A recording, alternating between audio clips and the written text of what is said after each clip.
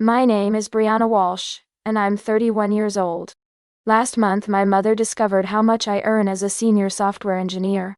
Within 2 days, she showed up at my apartment with my younger brother Tyler, demanding that I give her half my salary every month to support the family.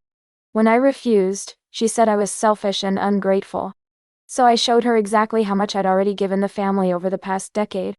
The amount shocked her into silence. And what happened next destroyed the narrative she'd been telling everyone about me for years. Before I tell you how one spreadsheet exposed my mother's lies and changed our family dynamic forever, I need you to do something.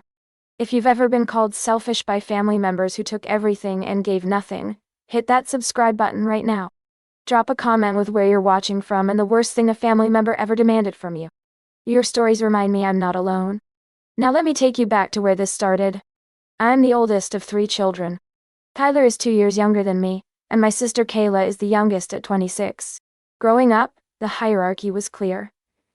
Tyler was the golden child, Kayla was the baby, and I was the responsible one who never needed attention or help. My parents divorced when I was 12. Dad moved across the country for work. Mom raised us on a teacher's salary, which meant money was always tight. I learned early to be self-sufficient, to ask for nothing, to make do with less so my siblings could have more. Tyler got new clothes for school. I got hand-me-downs from cousins. Kayla got piano lessons. I taught myself guitar from YouTube videos. Tyler got a car for his 16th birthday. I worked part-time and took the bus. The pattern was set. I was the one who figured things out. They were the ones who needed support. I put myself through college with scholarships, student loans, and working 2 jobs. Graduated with a computer science degree, and landed a job at a tech company in Seattle. Started at $65,000 a year, which felt like a fortune after years of scraping by. I paid off my student loans aggressively. Lived in a tiny studio apartment, cooked every meal at home, saved every spare dollar. Within 3 years I was debt-free. Meanwhile, Tyler flunked out of college twice. Mom kept paying for him to go back, draining her retirement savings. Kayla went to an expensive private school for art, graduated with no job prospects and $60,000 in student debt. I helped when they asked. Quietly, without expecting recognition or repayment. When Mom's car broke down, I paid for the repairs. $2,000. When Tyler needed money for rent one month, I sent it. $8, $10, $100. When Kayla couldn't make her loan payment, I covered it. $300. Small amounts, spread over years. Always with the promise that they'd pay me back when things got better. They never did. And I never asked. 5 years ago, I got promoted. My salary jumped to $90,000. I moved to a better apartment, started actually enjoying my money instead of just surviving. 3 years ago, another promotion. $120,000 a year. I bought a condo. Nothing extravagant, just a 2-bedroom place with a view and a parking spot. Last year I made senior engineer. $175,000 a year, plus stock options that had vested to be worth another $100,000. I was careful about who knew. Didn't broadcast my success. Didn't post about the condo or the salary bumps. Kept my life private. But somehow Mom found out. I think it was Kayla. She'd come over to my condo a few months ago, commented on how nice it was, asked how much I'd paid. I deflected, but she's persistent. Probably looked it up online, saw the listing price, did the math on what kind of salary you'd need for that mortgage. However it happened, Mom knew. And once Mom knew, everything changed. She called me on a Tuesday evening. Brianna, I need to talk to you about something important. Can I come over this weekend? Sure, what's it about? Family? Finances. I'll explain when I get there. She showed up Saturday afternoon with Tyler. He looked uncomfortable. She looked determined. Brianna, honey, sit down. We need to discuss your responsibilities to this family. I sat on my couch. They sat across from me in my armchairs. What responsibilities? I know you're doing very well at your job. Making good money. Living comfortably. And I'm so proud of you for that. Thanks, Mom. But I think it's time you started contributing more to the family. Tyler is struggling to find stable work. Kayla can barely afford her loan payments. I'm trying to help both of them, but my teacher's pension doesn't go far. I help when people ask. I'm not talking about occasional help. I'm talking about regular, consistent support. You're the successful one. You have a responsibility to help your siblings. Tyler shifted uncomfortably but didn't say anything. What kind of support are you talking about? Mom pulled out a piece of paper. She'd actually written this down. I think 50% of your monthly income should go to family support. Half to me for household expenses and helping your siblings. You keep the other half for yourself. I stared at her. You want me to give you half my salary? Not give. Contribute. To the family. That's what families do. Mom, that's over $7,000 a month. And you'd still have $7,000 for yourself. That's more than enough for one person. I have a mortgage. Student loans that I'm still paying off ahead of schedule. Retirement savings. You're young. You don't need to worry about retirement yet. Your family needs help now. Tyler finally spoke up. Mom, this is too much. Tyler, hush. Your sister has more than enough. Sharing is what families do. I looked at my mother. This woman who'd raised me, who I'd helped quietly for years, who was now sitting in my living room demanding half my income. And if I say no, then I guess I know where I stand with you. I guess all those years I sacrificed for you don't matter. I guess you're too selfish to help your own family. The guilt trip was familiar. The difference was, this time it didn't work. I need you both to leave. Brianna, get out. Now. No. They left, Mom sputtering about my ingratitude, Tyler looking relieved to escape. After they left, I sat in my apartment feeling something I hadn't felt in years, clarity. For my entire life, I'd been the one who helped. The one who sacrificed. The one who figured things out so others didn't have to. And it had never been enough. There was always another crisis, another need, another demand. I opened a spreadsheet and started documenting. Every time I'd sent money. Every expense I'd covered. Every loan that was never repaid. The total was staggering. Over the year. Past 10 years I'd given my family $68,000. Not loans. Not investments. Gifts that were never acknowledged, never repaid, never appreciated. And now they wanted more. Not asked. Demanded. As if my success was their property. I sent the spreadsheet to my mother with a simple email. Mom, you said I don't contribute to the family. Attached is every dollar I've given over the past decade. $68,000. Never repaid. Barely acknowledged. I will not be giving you half my salary. I will not be giving you any regular payments. My financial support of this family ends today. If you want to call that selfish, go ahead. I call it boundaries. Her response came within an hour. That money was help you volunteered. It doesn't count as contribution. You weren't supporting the family, you were just being nice when it was convenient. Real support is consistent, not sporadic.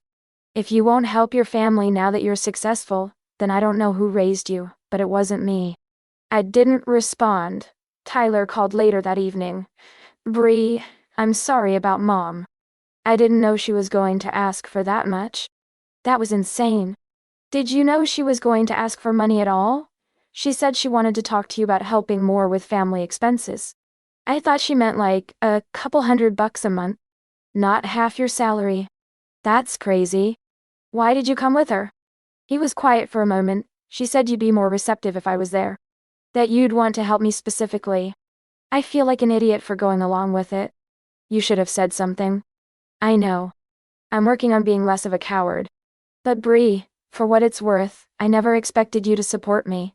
I know I've been a screw-up. I know I've taken advantage. I'm trying to do better. Are you really? Yeah. I got a job. Nothing fancy, just warehouse work, but it's steady. I'm moving out of Mom's place next month. I'm done being her excuse for why she needs more money. Lynn?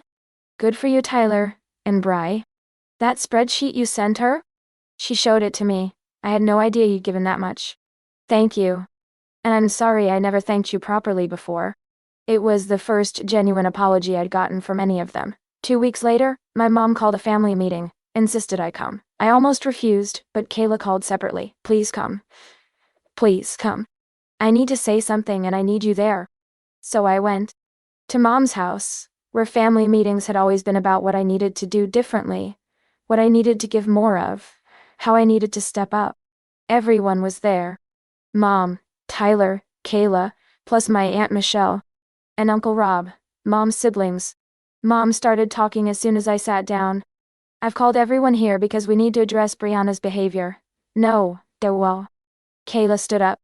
We're not doing this. Kayla, sit down. I won't. I'm done watching you blame Brianna for having boundaries. Done watching you treat her like an ATM. Done pretending this is normal. Mom's face went red. This is not your place. It absolutely is. Because I've been part of the problem. Kayla turned to me. Bree, I'm sorry. I've taken advantage of you for years.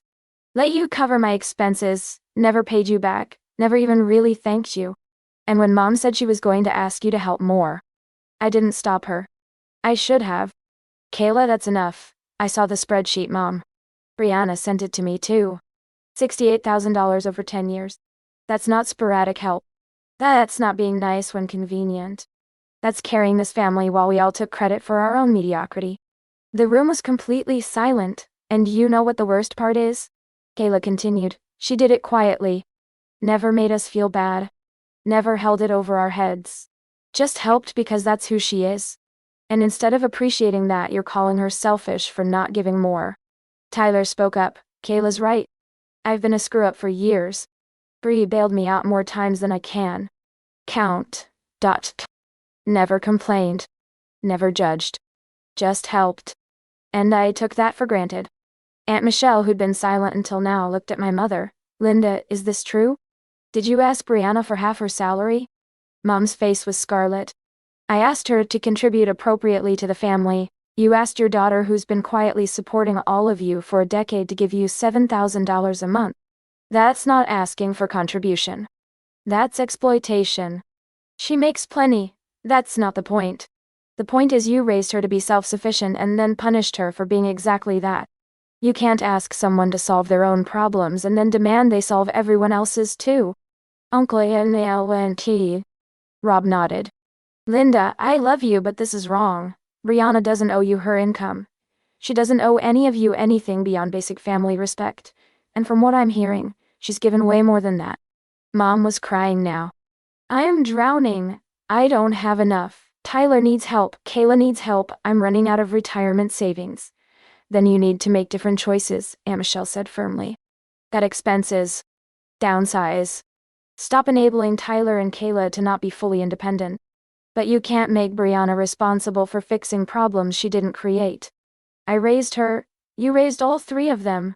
And two of them are struggling because you never taught them the skills Brianna taught herself. That's not her fault. That's yours. The truth of that hung in the air. After the meeting ended, I stayed behind, just Mom and me in her living room. I'm not the villain here, she said quietly. I never said you were. You made me look like one. That spreadsheet telling everyone I demanded your money. I showed people the truth. You did demand it, and when I said no, you called me selfish. She was quiet for a long time. I'm scared, she finally admitted. I'm 62 years old, my retirement savings are almost gone, and I don't know how I'm going to survive the next 20 years. Then let's talk about that. About your actual finances. About realistic solutions. But Mom, the solution isn't me giving you $7,000 a month. That's not sustainable, and it doesn't solve the underlying problem. What is the solution? Budgeting. Maybe downsizing to a smaller place. Helping Tyler and Kayla become actually independent instead of enabling their dependence. And maybe acknowledging that you can't save everyone. I'm their mother. I'm supposed to take care of them. You're supposed to teach them to take care of themselves. That's what you did with me, even if it wasn't intentional. And it worked. I'm fine. But Tyler and Kayla aren't fine because you've been protecting them from consequences. She cried. We talked for 2 hours. About her fears, her mistakes, her regrets. About how she'd leaned on me because I was strong, and how that had been unfair. I'm sorry, she said finally. For demanding your money. For calling you selfish. For taking advantage of your generosity all these years. You deserved better from me. It wasn't perfect. But it was real. 3 months later, Mom downsized to a smaller apartment. Tyler got a promotion at his warehouse job. Kayla got hired as a graphic designer, entry level, but stable. Mom and I have lunch once a month. We're rebuilding something that isn't based on me solving her problems. Tyler and I are closer now than we've been in years. He paid me back $500 last month, his own initiative. It's a fraction of what he owes, but it's progress. Kayla and I are good. She apologized multiple times, set up a payment plan for what she owes. She won't finish paying me back for years, but she's trying. Last week, Mom sent me a card. Inside, she wrote, "Thank you for being the daughter who taught me what boundaries look like. I'm sorry it took me so long to learn." I cried reading it. Your success is not a family resource to be redistributed. Your income is not community property. And when you set boundaries with people who've been taking advantage, their anger is proof you needed those boundaries. If you made it this far, you know what it's like to be treated like a wallet instead of a daughter. Hit that subscribe button for more stories about people who learn to say no. Drop a comment about the moment you set boundaries with family. Your courage matters. Hit like if you believe supporting family should be a choice, not an obligation. And share this with someone who needs to hear that you don't owe people half your life just because they raised you. Remember, the people who call you selfish for having boundaries are usually the ones who benefited most from you having none. Until next time, this is Brianna, reminding you that the best family contribution you can make is teaching people to stand on their own.